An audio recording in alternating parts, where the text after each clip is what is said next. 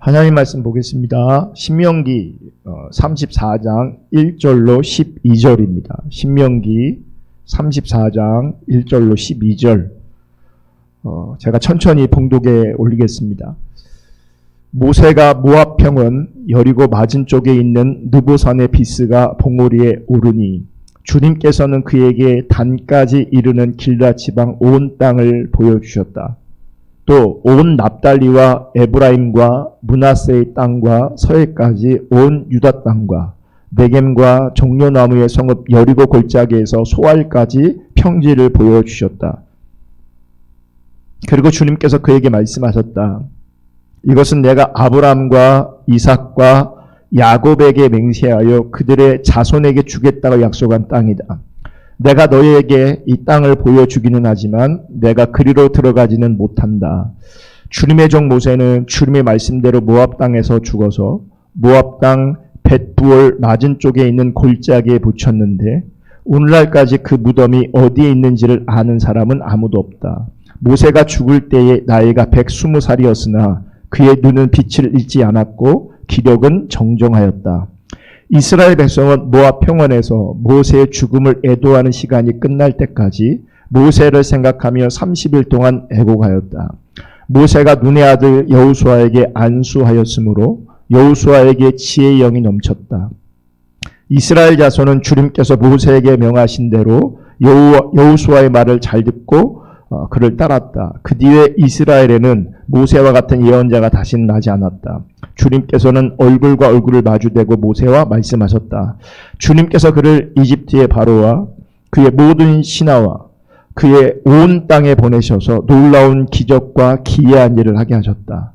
온 이스라엘 백성이 보는 앞에서 모세가 한 것처럼 큰 권능을 보이면서 놀라운 일을 한 사람은 다시 없다. 아멘. 오늘은 신명기 강의 80번째 시간이고요. 그리고 오늘이 신명기 강의 마지막 날입니다. 신명기 마지막 날인데 주님의 은혜가 함께 하시기를 축복하고요. 또 하나님의 기준이 선명하게 우리 모두 가운데 비춰질 수 있기를 주님의 이름으로 축복합니다. 여러분, 타락한 인간은 철저하게 자기 중심적입니다. 그리고 성경은 이 자기 중심성을 타락의 본질이라고 말하고 있습니다.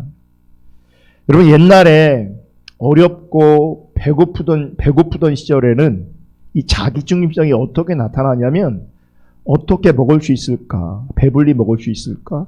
어떻게 따뜻하게 입을 수 있을까라고 하는 영역에 국한되어 나타났습니다. 먼저 먹으려고 했고 많이 먹으려고 했습니다. 따뜻하게 입으려고 했습니다. 그런데 오늘날 이 경제력이 증가되면서 다들 살만하고 여유가 생겼습니다.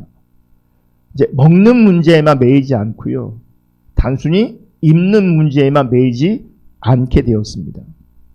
이제는 이 자기 중심성이 먹고 입는 것으로 드러나는 것이 아니라 자신의 가치를 인정받고 싶어 하는 것으로 이 자기 중심성이 이제 드러나기 시작했습니다. 자기 가치를 인정받는 것 혹은 자기가 인정받고 자기가 영광을 받는 것으로 이 자기 중심성이 나타나기 시작했습니다. 단순히 먹고 입고 하는 문제가 아니라 이제는 나를 더 많이 채우는 부분에 사람들이 관심을 갖기 시작했습니다. 그래서 우리가 지금 자본주의 사회를 살고 있잖아요. 그러면 자본주의를 살고 있는 이 세상은 돈을 더 많이 가져야 되고 돈을 통해서 더 많이 높아져야 된다라는 생각이 있어요. 이 돈을 가지고 자기 가치를 인정받으려고 하고 이 돈을 가지고 자기가 영광을 받으려고 하는 것이죠. 그래서 많은 사람들이 돈을 추구하고 있습니다. 그리고 이 자기 중립적인 세상은 많이 배우지 못하고 또 가지지 못하고 올라가지 못하면 반대로요 짓밟히는 세상이 되었습니다. 그래서 자기 가치를 인정받으려고 또 자기 가치를 올리려고 그래서 영광을 받으려고 많은 사람들이 몸부림치는 세상이 되었습니다. 여러분, 이렇게 이 자기 영광을 구하는 것이 종교적인 영역에도 나타납니다.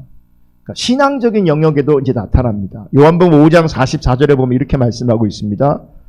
너희는 서로 영광을 주고받으면서 오직 한 분이신 하나님께서 주시는 영광은 구하지 않으니 어떻게 믿을 수 있겠느냐. 이런 말씀을 잘 보면 하나님과 전혀 상관없이 서로 뭘 주고받아요? 영광을 주고받아요. 영광을. 여러분 기억하셔야 되는데 이분들이 하나님을 무시했던 사람들이냐? 그런 게 아니잖아요. 여러분 바리새인들이 서기관들이 하나님의 존재를 무시한 게 아니라 사실 문화적으로 그들은 하나님과 늘 가까이 있었던 사람들이에요. 성경, 율법 늘 가까이 있었던 사람들인데 하나님의 관점에서 보면 그들은 하나님과 상관없이 영광을 서로 주고받았다는 거죠. 여러분 서로 영광을 주고받는다는 것이 무엇인지 이렇게 마음에 와닿지 않을 수 있어요. 뭔지 알아요? 여러분 서로 칭찬해 주는 거예요. 그러니까 내가 너를 칭찬해 주니까 네가 만족스럽지. 너도 나를 칭찬해 줘. 나 만족스럽게. 그러니까 서로 칭찬해 주는 거예요. 여러분 이런 경우가 있어요. 그러니까 어떤 분들은 그러니까 사역을 위해서, 이게 하나님의 일이죠. 사역을 위해서 서로가 필요한 거예요. 그래서 때로는 사역을 같이 해야 돼. 그렇게 만나게 된 사람들이 있습니다. 그런데 보세요. 사실은 서로를 잘 몰라요. 서로를 잘 모르는데 서로가 필요해요. 서로를 잘 모르는데 서로 일을 같이 할 필요성이 보여요. 그러니까 서로는 잘 모르는데 서로의 명성은 알고 있는 거죠. 여러분 이렇게 만나게 되면요. 서로 뭐 하는지 아십니까? 서로 칭찬하기 바쁩니다. 목사님 설교를 제가 들었습니다. 목사님 사역하는 얘기를 제가 들었습니다. 하면서 서로를 뭐예요? 칭찬해요. 그러니까 서로 이 관계적 처세를 참 잘합니다. 그러니까 높여주고 칭찬해주고 올려주고. 그러니까 함께 일을 해야 서로에게 뭐가 있습니까? 유익이 있기 때문에 서로 영광을 주고받고 칭찬을 주고받는 거예요. 그리고 영광을 주고받는다는 것이 그렇게 대단한 게 아닙니다. 칭찬을 주고받는 거예요. 어느 자리에서? 자기 중심적인 자리에서. 문제는 이렇게 하나님께서 주시는 영광을 구하지 않고 세상의 영광을 주고받으며 사는 자는 절대로 하나님 믿을 수 없다는 거예요. 요한복음 5장 44절을 다시 보세요. 너희는 서로 영광을 주고받으면서 오직 한 분이신 하나님께 주신 영광을 구하지 않으니 어떻게 믿을 수 있겠느냐? 믿을 수 없다는 거죠. 그래서 여러분 자기의 영광을 구하는 자는 또한 자기의 영광을 포기하지 못하는 자는 그가 어떤 위치에 있든 어떤 직분을 가지고 있든 상관없이 그가 어떤 행동을 하든 상관없이 사실은 믿음 없는 자가 되는 거예요. 자기 영광을 구하는 자는, 자기 영광을 포기하지 않는 자들, 자기 중심성에 가득한 자들, 사실은 믿지 않는 거예요. 믿을 수 없게 되어지는 거예요. 설령 사람들이 보기에 믿음 있는 것 같은 말을 할 수 있고 믿음 있는 것 같은 행동을 할 수 있어요.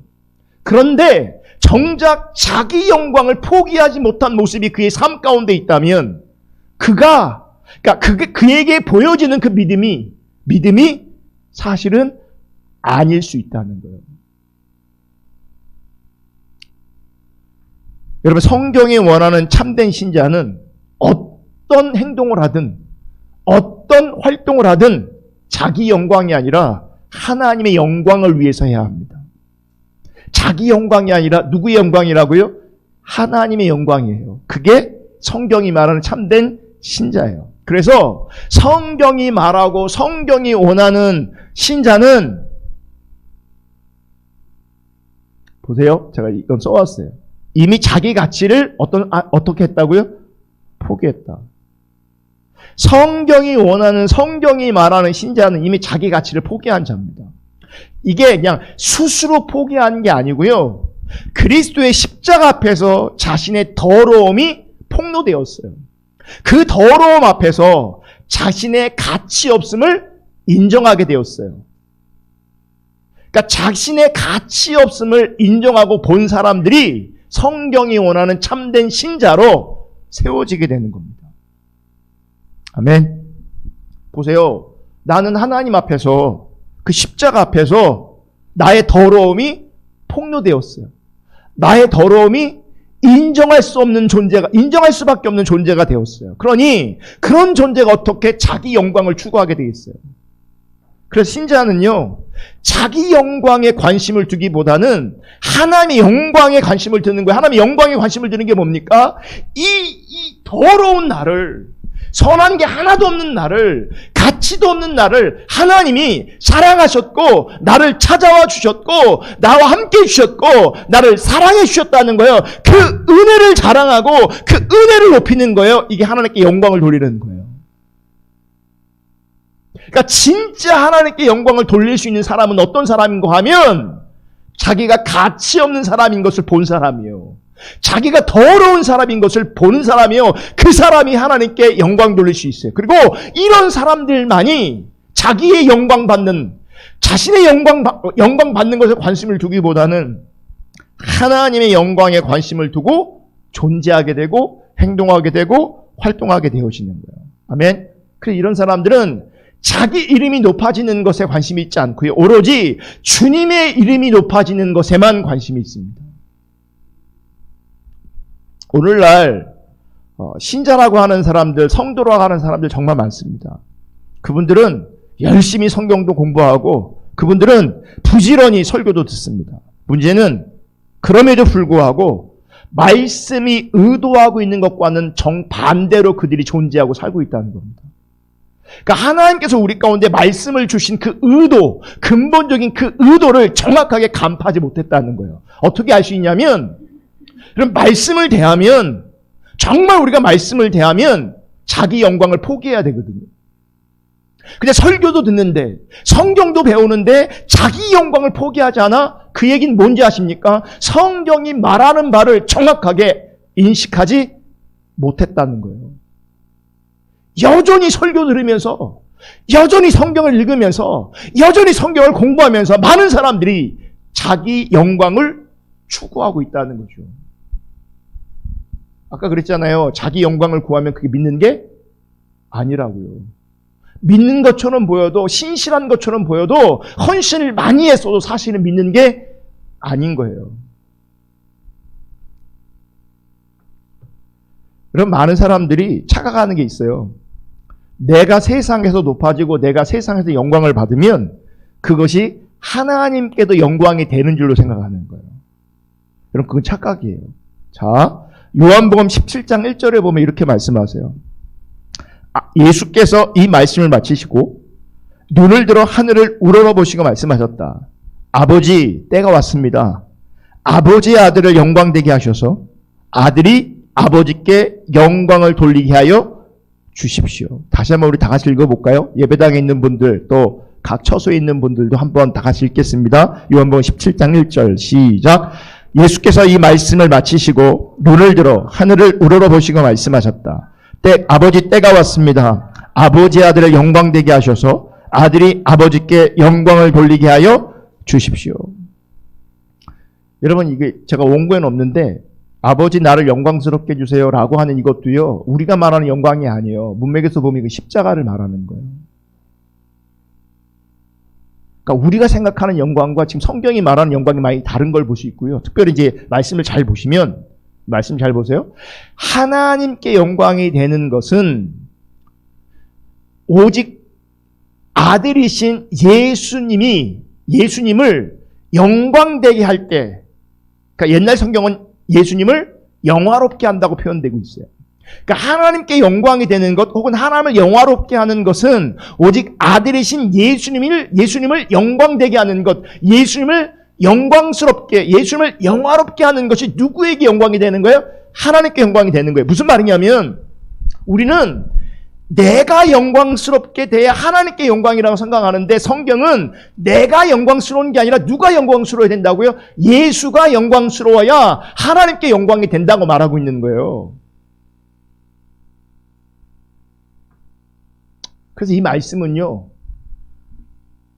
성경은 우리의 죄인됨을 폭로함으로 말미암아 인간은 도저히 영광스러운 존재가 아니다.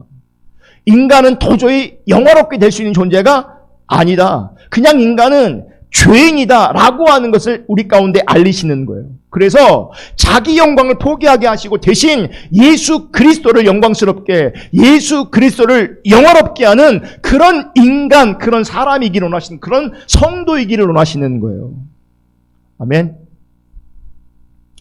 여러분, 사람들은요 자신이 영광스럽게 되면 그것으로 생명, 영생을 확보할 수 있다고 생각하는 것 같아요.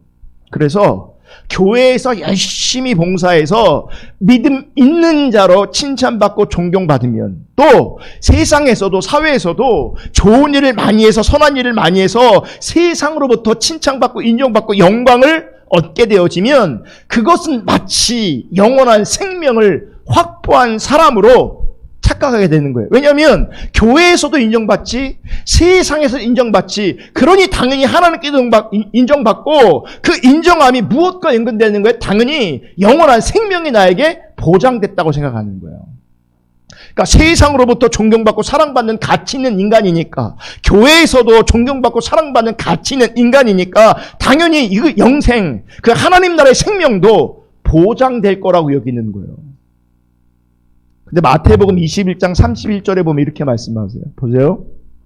예수께서 그들에게 말씀하셨다. 내가 진정으로 너희에게 말한다. 세리와 창녀들이 오히려 너희보다 먼저 하나님 나라에 들어간다. 이게 무슨 말이냐면, 여러분, 이 당시 바리새인들, 서기관들은요, 소위 그 문화 안에서 그 사회에서 가치 있는 존재들이었어요. 정말 가치 있는 존재들이었어요. 그들은 종교적 영광을 독차지하고 있었어요. 많은 사람들로부터 이 바리새인과 서기관들은 존경받고 있었어요. 그래서 성경 뭐라고 말해요? 종교적 신앙적 영광을 독차지하고 있고 많은 사람들로부터 존경받고 있는, 칭찬받고 있는 그들이, 그 바리새인들과 서기관들이 먼저 세리와 창녀가 하나님 나라에 먼저 들어간다는 거예요.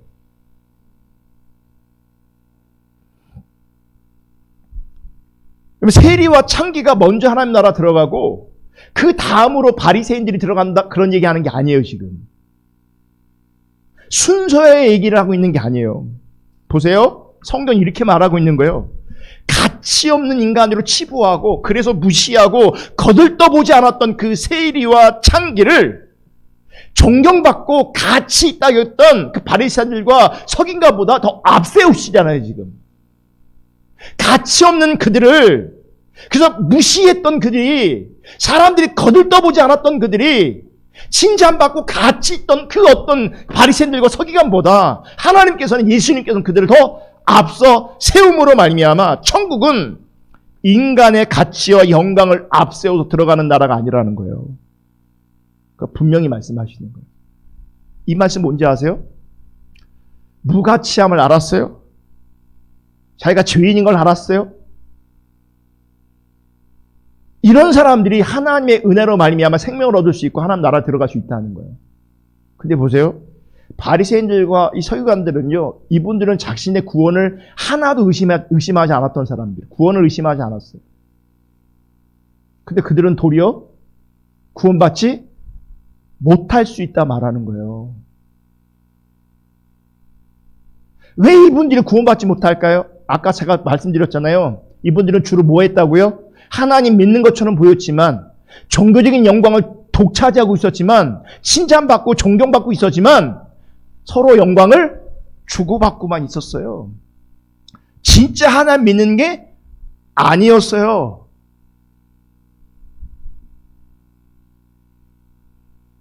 그래서 여러분, 그리스도 앞에서는 인간의 영광이란, 더 쉽게 말할까요? 우리의 자랑거리란 아무짝에도 쓸모없는 거예요.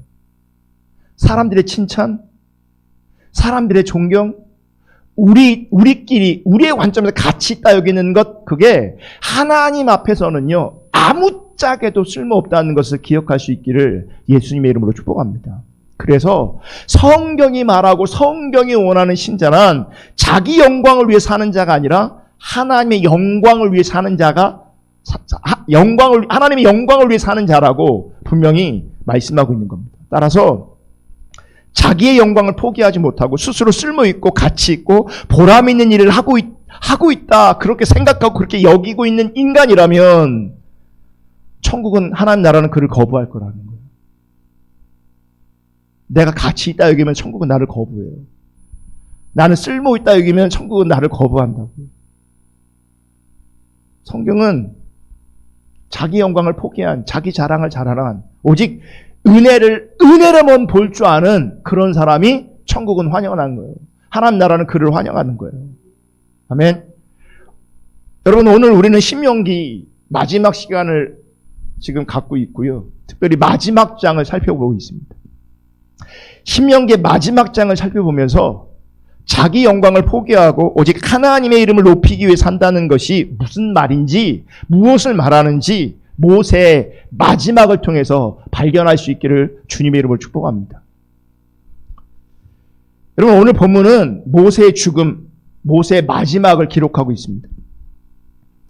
우리는 모세의 죽음을 보면서 모세가 늙었겠구나. 모세가 노쇠했겠구나. 죽을 때가 됐겠구나. 이제 그렇게 생각할 수 있어요. 만약에 여러분들 중에 그렇게 생각하는 분이 있다면 성경을 제대로 안 본 거예요. 그냥 상식적으로 성경을 본 거예요. 지금 모세는요, 나이 많아서 죽은 게 아닙니다. 지금 모세는 쇠약해져서 죽는 게 아닙니다. 자, 오늘 본문 7절 볼게요. 모세가 죽을 때에 나이가 120살이었으나 그의 눈은 빛을 잃지 않았고 기력은 정정하였다. 그러니까 모세가 나이 든 건 분명해요. 몇 살이에요? 120살이에요. 그런데 성경을 보면 건강의 쇠약함으로 인해서 죽은 것이 아니라는 게 분명합니다. 왜요? 그의 눈은 빛을 잃지 않았다. 눈이 흐려지지 않은 거예요. 또 어떻게 말해? 기력은 정정했어요. 여러분, 기력이 정정한데 왜 죽어요? 눈도 빛을 잃지 않았는데 기력은 정정했는데 그런데 모세는 죽었어요. 왜 죽었을까요? 하나님이 모세의 죽음을 허락하신 거예요. 다시 말하면 하나님이 모세를 부르신 거예요. 5절 볼게요. 5절. 오늘 본문 5절입니다. 주님의 종 모세는 주님의 말씀대로 모압 땅에서 죽어서, 그런 말씀을 보면 모세가 건강하지 않아서 늙어서 죽은 게 아니고요, 말씀대로 죽은 거예요. 성경은 분명히 말하고 있어요. 모세는 주님의 말씀대로 모압 땅에서 죽었다. 그러니까 모세의 죽음은 하나님의 말씀대로였어. 다시 말하면 모세의 죽음은 하나님의 말씀의 성취인 거예요. 하나님이 그를 데려가신 거예요. 여러분, 우리가 인간적인 입장에서 보면요, 모세의 죽음은, 그러니까 우리가 옆에서 봐도 그런데 모세의 입장에서는요, 정말 억울하고 분통 터질 만한 일이에요. 왜요? 지금 모세는 하나님께 부름을 받고 애굽에서 이스라엘을 이끌어냈잖아요. 그리고 광야 40년을 거쳤어요. 그러니까 온갖 고생을 다한 사람이 누구예요? 모세예요. 모세예요. 진짜 고생 많았어요. 사실 하나님께서 모세를 선택하지 않았다면요, 그냥 평범하게, 그냥 행복하게 그냥 살았을 거예요. 여러분, 하나님께 쓰임받는 게 우리는 행복한 건지 알잖아요. 그죠? 행복하죠. 하나님께 쓰임받는 게 행복한 거죠. 감사한 일인 거죠. 근데 다른 각도에서 보면요, 엄청 고생하는 겁니다. 하나님께 쓰임받는다는 것이. 모세가 그런 케이스예요. 그냥 내비두셨으면 그냥 잘 평범하게 그냥 행복하게 잘 살 수 있었는데 하나님께서 부르셨기 때문에 온갖 고생 당한 겁니다. 여러분, 모세의 그 수고를 본다면 모세의 그 고생을 본다면 당연히 그 약속의 땅에 모세가 앞장서서 개성 장군처럼 그 가나안 땅에 약속의 땅에 들어가는 게 맞는 거죠. 그러니까 이스라엘을 약속의 땅에 들어가게 한 영웅으로 모든 사람들로부터 대우받고 존경받는 모습으로 그 땅에 들어가는 게 어쩌면 너무나 마땅하고 당연한 겁니다. 모세는 그럴 만한 충분한 자격이 있다고 스스로 생각할 수도 있고요. 우리가 볼 때도 충분한 자격이 모세에겐 있어요. 그런데 이런 말 있잖아요. 죽 써서 개 준다는 말 있잖아요. 고생은 정말 그 모세가 다 했는데 약속의 땅은요. 발도 붙이지 못해요. 그 약속의 땅을 눈앞에 두고서 약속의 땅에 들어가진 대신 그는 죽고요. 대신 누가 들어갑니까? 여호수아가 들어갑니다. 만약 여러분 입장 바꿔 생각해보면 내가 모세의 처지라면 여러분 어떻게 이 사실을 이런 상황을 순순히 받아들일 수 있겠습니까? 그럼 분명한 것은 엄청 힘들었을 거예요. 엄청 힘들었을 거예요. 여러분 사람들은요. 내가 고생했다, 내가 수고했다 라고 하면 그 고생하고 수고한 대가가 나한테 반드시 돌아오기로 해요. 사실은 우리가 낙심하고 실망하는 경우가 있는데 대부분이 어떤 건지 아세요? 내 수고가 돌아오지 않을 때, 내 희생이 돌아오지 않을 때, 도리어 반대의 일들이 생겨났을 때 그러면 엄청 낙심합니다. 정말 힘듭니다. 모세가 그랬을 거라고. 그런데 이 가나안 땅에 들어갈 수 있는 그 영광의 순간 앞에서 모든 영광을 포기하고 세상과 단절해야 될 때 하나님 앞에서 어떤 마음, 어떤 고백이 모세에게 있었을까? 여러분 보편적으로는요 원망이 나올 거예요. 적어도요 인정한다고 쳐요. 때가 됐어. 적어도 이렇게 하나님께 매달릴 필요가 있다고 생각합니다. 하나님, 당신 말이 다 옳습니다. 내가 순종하기로 합니다. 그런데 하나님, 발만 붙이게 해주세요. 네? 뭘 해요? 뭘 해요? 예. 어쨌든 발이라도 붙이면 그 가나안 땅에 들어가서 죽을 수 있도록 도와주세요. 그 애원이라도 해야 되잖아요. 그죠? 그런데 결국 모세는 하나님 말씀대로 순순히 그 죽음을 받아들입니다. 4절 볼게요. 4절 볼게요. 오늘 본문 4절이에요. 그리고 주님께서 이렇게 말씀하셨다. 이것은 내가 아브라함과 이삭과 야곱에게 맹세하여 그의 자손들에게 주겠다고 약속한 땅이다. 내가 너에게 이 땅을 보여주긴 하지만 내가 그리로 들어가지는 못한다. 하나님 못 들어간대요. 가고 싶은 마음이 있어. 그럼 원망하고 계속 딜을 해야 되잖아요. 우리 보세요. 우리 자식 키우면 알겠지만요. 지가 원하는 거 안 들어주면요. 들어줄 때까지 뭐 합니까? 칭칭댑니다. 그러니까 한 번 해서 안 돼 그러면 포기하면 얼마나 좋아요. 서로 깔끔하게 마음도 서로 상처도 안 받고. 그잖아요? 근데 대부분은요. 보편적으로는 한 번에 끝나는 적이 없어요. 그러니까 작은 것도 그런데 지금 이거는 좀 다른 케이스잖아요. 내 인생을 다 걸었는데 약속의 땅이 코앞에 있는데 결국 하나님께서 뭐라고 말씀하시냐면 너는 못 들어가. 그래 내가 말한 대로 너는 죽는 거야. 이렇게 말씀하시는 거예요. 지금 모세는 하나님이 조상들에게 약속하셨던 자기 민족들에게 약속하셨던 적과 뿔 이루는 그 약속의 땅을 눈으로 보고 있어요. 얼마나 들어가고 싶겠어요. 그런데 하나님은 인간의 열망보다는 하나님의 약속을 성취하는 것을 더 중요하게 여겼어요. 그래서 모세를 죽게 하신 거예요. 여러분 인간의 본능 중에 하나가 뭐가 있냐면 살고 싶은 게 있어요. 그러니까 근본적으로는 살고 싶은 게 있고요. 더 나가서 뭐가 있어요? 잘 살고 싶은 게 있어요. 그게 인간의 본능이에요. 그래서 보세요. 근데 하나님께서는 지금 뭐라고 말씀하세요? 죽음의 때를 말씀하세요. 네, 여러분 그래서 하나님 앞에 내가 지금 죽을 때인지 아니면 이 병을 고쳐서 주님을 더 따라가고 주님을 더 섬길 때인지를 분별하셔야 돼요. 이게 왜 중요하냐면 죽음의 순간에 내가 더 살고 싶다라고 하면 하나님의 일을 내가 그르치는 것이 돼요. 하나님께서는 너는 이제 그만이야. 너는 여기까지. 그럼 우리는 뭐 해야 돼요? 살고 싶죠. 더 살고 싶죠.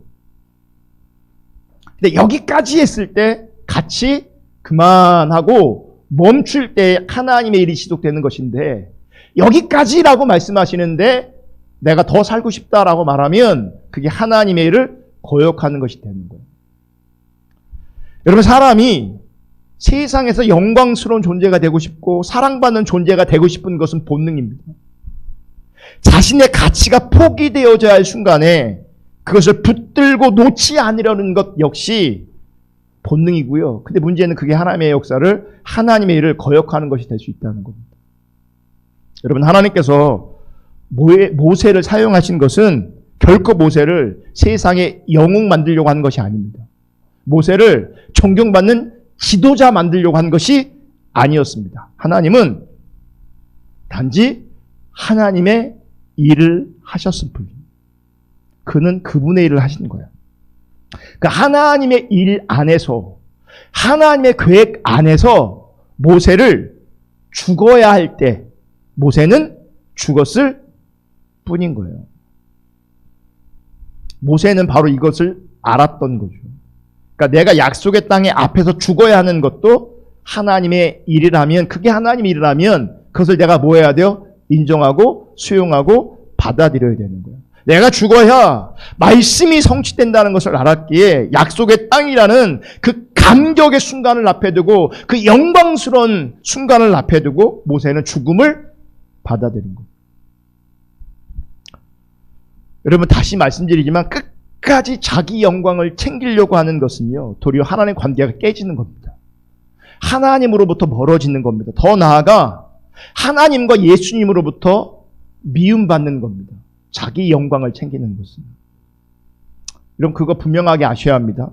예수님이 누구에게 죽임당한지 아십니까? 자기 영광을 포기하지 않았던 인간들을 통해서 예수님께서 죽임당하신 거예요. 아멘? 이 원리는 지금도 똑같아요. 그러니까 우리가 직접 예수를 죽이는 시대는 아니지만 우리가 자기 중립성을 포기하지 못하고 우리가 자기 영광을 구하는 자리에 있다면 결국 누가 죽는 거예요? 예수가 죽는 거예요.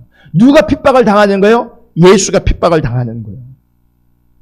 내 영광을 구하면 구할수록 나에 의해서, 우리 인간에 의해서 예수님이 짓밟힘을 당하는 거예요. 아멘. 그러므로 신자는 자신의 존재 가치를요, 자기의 영광을 받는 것, 자기의 영광을 두는 곳에 있는 것이 아니라 우리의 존재 가치는요, 주님을 높이는 데 두어야 합니다. 그게 신앙이에요. 아멘. 먹든지 마시든지 살든지 죽든지 어려움에 처하든지 풍부에 처하든지 오직 주님이 살아계시다는 것이 증거되는 것을 우리가 기쁨 삼아야 되는 거예요. 그분을 높이는 것이 우리의 기쁨 삼아야 되는 거예요. 아멘. 그럴 때 먹는 것도 마시는 것도 주님을 위해 할 수 있고요. 사는 것도 죽는 것도 주님의 뜻이라면 기쁨으로 받아들일 수 있게 되어지는 거예요. 자신의 괴로움도, 더 나아가 우리 실패까지도 하나님께서 허락하신 일이라면 그 실패조차도 우리가 뭐예요? 받아들여야 돼요. 그 속에서 하나님의 일을 따라가야 돼요. 근데 우리 본능엔 뭐가 있다고요? 살아야 된다는 본능이 있잖아요. 우리는 살아야 된다라고 하는 이 본능이 하나님의 일을 굉장히 많이 망쳐버립니다. 그래서 우리는 나는 실패하면 안 돼, 나는 죽으면 안 돼, 나는 성공해야 돼, 나는 잘 살아야 된다라고 하는 욕망이 우리를 지배하고 있어요. 근데 여러분, 하나님은 하나님의 주권 아래서, 하나님의 섭리 안에서, 하나님의 계획 안에서 그 모든 처지와 상황들이 우리 가운데 가능하다는 것을 인정할 수 있기를 예수님 축복합니다. 여러분, 우리 가운데 실패도 허용될 수 있다는 걸 기억하셔야 돼요. 죽음이 허용되는 것처럼 실패도 허용될 수 있다는 거예요. 아멘. 도리어 그 죽음과 실패를 통해서 우리는 하나님의 뜻을 드러낼 수 있어야 돼요. 실패 안 하려고 몸부림치는 것이 아니라, 안 죽으려고 몸부림치는 것이 아니라, 어쩔 수 없이 죽음 앞에 있다면 죽음을 받아들이고 어쩔 수 없이 실패했다면 그 실패 속에서 실패 중에서 하나님의 뜻을 드러낼 수 있는 하나님의 일을 하나님의 높일 수 있는 하나님의 영광을 돌릴 수 있는 그런 은혜가 우리 가운데 있기를 주님의 이름으로 축복합니다. 근데 자꾸 내 욕망을 주장하려고 하면 하나님의 일이 망가지는 겁니다. 하나님의 뜻이 망가지는 겁니다. 하나님의 일이 방해를 받는 겁니다. 여러분 교회 역사를 보면요. 정말 인간의 관점에서 보면 허무한 죽음들이 있어요. 정말 가치 없는 죽음들이 있어요. 여러분 그것조차도 하나님 앞에 의미 있다는 걸 기억하셔야 돼요. 그것조차도. 아멘. 그러니까 우리가 하나님의 은혜에만 가치를 두고 있다면 어제는 몰라요. 어제는 실패했어도 적어도 그 실패를 지나 내가 하나님 앞에 엎드려 있다면 나는 하나님 앞에 가치 있는 존재예요. 내가 주님의 영광, 주님의 이름을 증거하고 주님의 이름을 높이는 존재라면 하나님 앞에 여전히 가치 있는 존재라는 것을 기억할 수 있기를 예수님의 이름으로 축복합니다. 그래서 우리는 실패까지도 죽음까지도 하나님의 일로 인정하고 받아들일 수 있는 그런 자세가 우리 가운데 필요합니다. 나는 실패하면 안 돼. 왜 안 되는 거죠? 여러분 우리 실패할 수 있고요. 사실 우리 대부분의 사람 실패가 되게 가깝습니다. 실수와 실패가 우리 가운데 이렇게 번복되어 있습니다. 우리는 그럴 수 있는 존재입니다. 아니 어쩌면 그럴 수밖에 없는 존재입니다. 그래서 누가 필요한 거예요? 주님이 필요한 거예요. 그래서 은혜가 필요한 거예요. 그 은혜를 더 붙잡으라고 우리 가운데 실패를 더 허용하실 수도 있어요. 그 은혜가 얼마나 귀한지를 알게 하시려고요. 실수를 허용하실 수도 있어요. 또 우리의 고통당함과 우리의 낮아짐을 통하여 세상의 악함을 증거하는 도구가 될 수도 있어요. 그러니까 어쨌든 우리가 하나님 앞에 쓰임받고 있는 거예요. 근데 여러분 사람들은요 실패가 없고 성공만 있는 그런 세상을 꿈꿉니다. 내가 재벌은 아니라도 그래도 내가 원하는 것을 마음껏 누릴 수 있는 어떤 환상적인 어떤 가정, 환상적인 어떤 인생을 꿈꿉니다. 여러분 그건요 어떤 면에서는 착각일 수 있어요. 그건 환상일 수 있어요. 여러분 그 환상, 그 욕망을 버리지 못하면요 실패로 다가오실 수 있는 하나님, 죽음으로 다가오실 수 있는 그 하나님을 우리가 밀쳐버릴 수 있게 돼요. 우리는 어떤 하나님만 기대하냐면 나의 성공과 나의 생존만 들고 오시는 그 하나님만 기대하게 되는 거죠. 그러면 그게 거짓신앙이 되는 겁니다. 사람들은요 이렇게 생존과 성공으로 하나님의 사랑을 확인하고 싶어 합니다. 그래서 실패를, 죽음을 저주라고만 생각합니다. 그래서 평소에는 하나님의 은혜와 사랑을 말하다가도 실패가 다가오면 하나님의 사랑이 끊어져 버리는 거예요. 여러분 보세요. 실패에 의해서 끊어진다. 하나님의 사랑이 끊어진다. 그럼 애초에 그 사랑의 관계에 애초부터 문제가 있었던 거죠. 성경이 이렇게 말해, 바울은 이렇게 말해요. 환난이나 곤고나 기근이나 적시나 유언이나 칼이라 할지라도 나를 그리스도의 사랑에서 끊을 수 없다. 여러분 그 어떤 실패와 그 어떤 좌절스러운 환경과 처지와 상황 속에서도 그 어떤 것이 여러분을 하나님의 사랑에서 끊을 수 없는 하나님의 사랑에 매여 있는 그런 하나님의 사람으로 온전히 우뚝 설 수 있기를 예수님을 축복합니다. 실패 때문에 끊어진 사랑이라면 애당초 사랑이 아니었던 겁니다. 오늘 본문 10절 볼게요. 10절 다 같이 읽습니다. 시작. 그 뒤에 이스라엘에는 모세와 같은 예언자가 다시는 나지 않았다. 주님께서는 얼굴과 얼굴을 마주대고 모세와 말씀하셨다. 그럼 모세의 위대함은요. 모세의 위대함은 기적을 행하고 홍해를 갈라지게 하고 뭐 이런 거 아닙니다. 성경에 보면 모세와 같은 선지자가 분명히 없다라고 돼 있어요. 전무후무한 선지자, 예언자인 거죠. 근데 모세의 위대함은 그런 것에 있는 것이 아니고요. 모세의 위대함은 자신이 죽어야 할 때를 아는 것에 있었어요.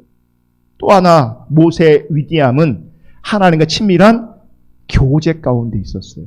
성경이 이렇게 말하잖아요. 주님께서는 얼굴과 얼굴을 마주대고 모세와 말씀하셨다. 여러분 지금 우리가 뭘 할 수 없는 시대입니까? 대면할 수 없는 세대거든요. 얼굴과 얼굴을 대면하면 안 되는 시대예요. 그럼에도 불구하고요. 여러분 대면할 분이 있습니다. 주님 대면하셔야 돼요. 사람의 얼굴을 구하면 안 되지만 이제는 그 어떤 사람도 얼굴 구하면 안 돼요. 사람의 얼굴을 구하면 안 돼요. 네. 어쩔 수 없이 얼굴을 구하려면 반드시 마스크 껴야 돼요, 이제는. 근데 하나님의 얼굴을 구하는 것은 열려 있어요.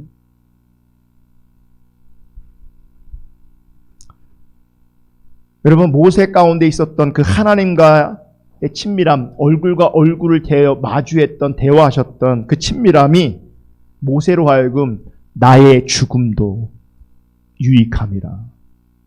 가나안 땅에 들어가지 못해도, 그래서 실패한 것처럼 보여도, 아무도 날 안 알아줘도 하나님과 친밀함 속에서 나의 죽음도 유익함이라 라고 고백했던 그 고백이 모세의 위대함인 거예요. 여러분 우리 안에 난 죽으면 안 돼, 난 실패하면 안 돼, 이 마음이 우리 가운데 내려질 수 있기를 축복합니다. 왜냐하면 이 마음이 자기 영광을 구하는 것과 똑같은 맥을 같이 하는 거거든요. 영광을 구하는 것과 나는 죽으면 안 돼, 나는 실패하면 안 돼 라고 하는 가치관은 같은 가치관이에요. 여러분 우리 죽을 수 있어요. 우리 실패할 수 있어요. 이번 생 망할 수 있어요. 망할 수도 있어요.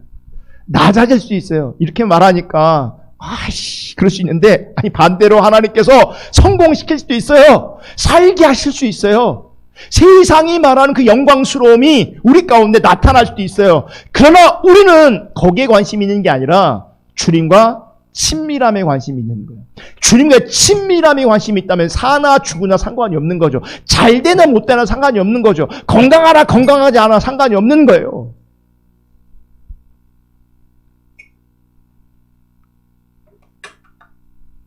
어떤 분들은 나는 죽으면 안 돼, 그런 심정이 있거든요. 그렇다고 해서 죽지 않고 살아있는 걸 그분이 감사하고 있냐? 그것도 아닐 것 같아요. 아니, 죽지 못해 살아면서. 그러니까 똑같아요. 자기 중심성 가운데 있는 사람 죽기도 싫어하고 사는 것도 재미없어요. 다르지 않아요.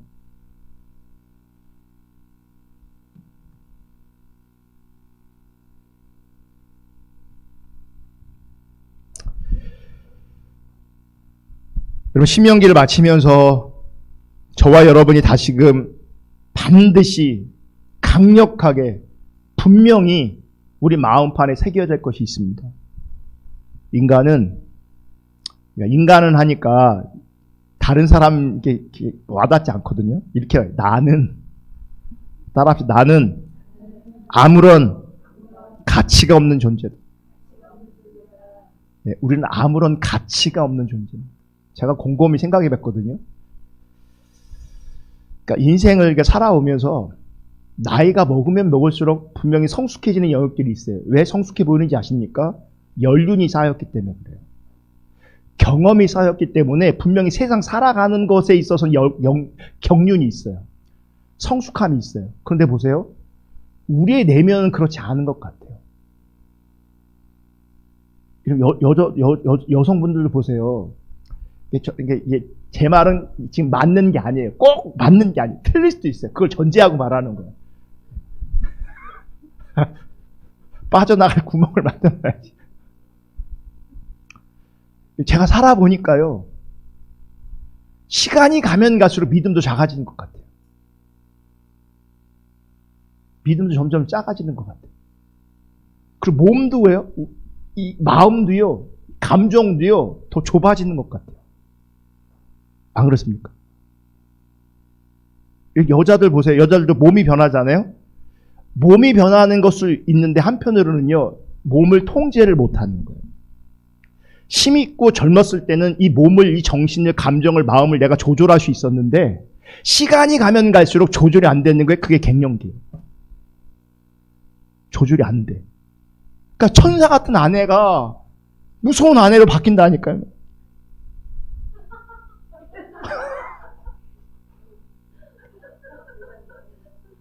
막 세져요. 보세요. 그러니까 이 어떤 그러니까 의학적으로는 그래요. 배려해줘라. 몸이 그렇게 변하는 거다. 막 그러는데 그럼 몸은 왜 그렇게 변하는 걸까? 왜 몸은 좋게 변하지 않고 왜 그렇게 변할까? 통제가 안 되는 거예요. 그러니까 인간의 본성이 더 뭐 하는지 아세요?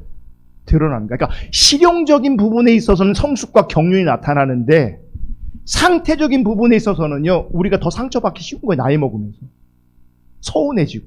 안 그러세요? 나는 그런 것 같은데. 나도 갱년기 그런지도 몰라도 딸내미 말 한마디에 서운하고 네, 마누라의 그 눈치 하나에 또 서운해지고. 이게 훨씬 더 사람이요, 좁아지고 가냘펴지고 이런 것 같아요. 근데 그게 나쁜 게 아니에요. 그게 나쁜 게 아니에요. 보세요. 힘이 빠지니 그런 모습이 점점 드러나니 정말 나는 인간은 가치 없고, 시간이 가면 갈수록 우리 육체가 쇠하면 쇠할수록요, 나는 가치 없는 존재라는 게 인정할 수밖에 없어요. 할렐루야. 성경의 큰 주제, 신명기의 큰 주제는요, 인간은, 나는 가치 없는 존재라는 거예요. 여러분, 애굽은요, 죽음의 나라고 애굽은 저주의 나라입니다. 그럼 죽음의 나라에서, 그 저주의 나라에서 바로처럼 왕으로 군림할 때는 그가 영광을 받는 것처럼 왕으로 군림해서 영광 받는 그 시간만큼은 의미가 있을지 모르겠지만 애굽은 어떤 나라라고요? 죽음의 나라라고요. 저주의 나라라고요. 그의 결국이 죽음이고 그의 결국이 저주라면 무슨 의미가 있겠어요? 한때 영광스러움이요, 그 심판과 저주와 죽음 앞에서 아무런 힘도 발휘할 수 없어요. 여러분, 내 인생은 어떻게 해요? 가치 없다 그랬잖아요. 근데 그 가치 없는 인생이 의미 있으려면 우리에게 십자가 주의 보혈의 은혜가 있어야 돼요. 또 모세가 그러했듯이 하나님과 얼굴을 대면하는 그 친밀함이 있어야 돼요. 그래야 가치 없는 인생이 가치 있는 인생이 되는 거예요. 나에게 그 가치를 찾는 것이 아니라 나에게 임한 그 은혜가, 나에게 임한 그 사랑이, 나에게 다가오신, 나를 찾아오신 그 하나님으로 말미암은 가치가 새롭게 만들어지는 거죠. 여러분의 인생이 의미 있기를 축복합니다. 그래서 반드시 여러분 중심 가운데 십자가가 살아있기를 축복하고 주의 은혜와 사랑이 살아있기를 축복하고, 모세가 그랬던 것처럼 그분의 얼굴을 구하여 그분과 대화할 수 있는, 얼굴을 대면할 수 있는 그런 친밀함이 우리 가운데 부어질 수 있기를 예수님의 이름으로 축복합니다. 십자가의 은혜를 알고 주님과 바른 관계 가운데 있으면, 주님이 내 안에 살아계신다면 죽는 것도 유익함이라. 실패도 유익함이라. 여러분, 그동안 신명기를 제가 80번 설교했습니다. 오늘까지.